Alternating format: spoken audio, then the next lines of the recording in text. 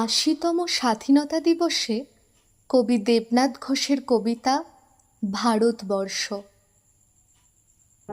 ২০০ বছরের ইংরেজ শাসন শোষণের অবসান ঘটিয়ে ১৯৪৭ সালের ১৫ই আগস্ট স্বাধীনতার সূর্য উদিত হলো যে দেশে, তার নাম ভারতবর্ষ।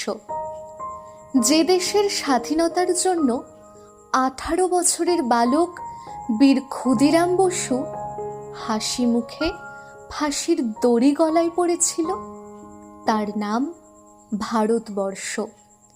যে দেশের মাটিতে সমাজ সংস্কারক রাজা রামমোহন রায়, পণ্ডিত ঈশ্বরচন্দ্র বিদ্যাসাগর, বিশ্বজয়ী সন্ন্যাসী বিবেকানন্দ জন্মেছেন, সেই দেশের নাম ভারতবর্ষ।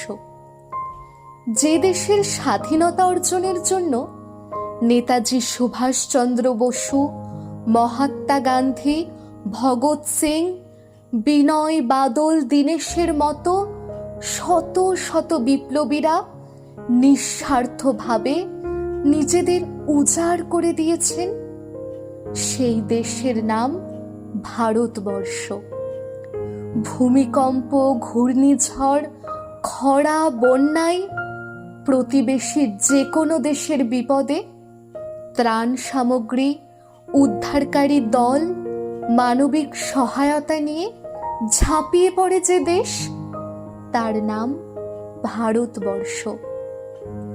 যোগ, প্রাণায়াম, ধ্যানের মাধ্যমে শারীরিক মানসিক সমস্যার সমাধান হয়।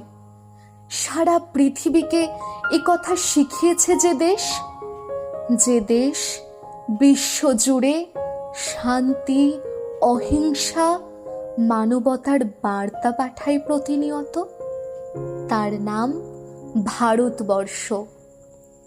বঙ্কিমচন্দ্রের বন্দে মাতরম গান, রবীন্দ্রনাথের জনগণ মন জাতীয় সঙ্গীত গেয়ে যে দেশের সকল মানুষ দেশমাতার প্রতি শ্রদ্ধা নিবেদন করে সমগ্র পৃথিবীর কাছে গর্বিত হয়, সেই দেশের নাম ভারতবর্ষ।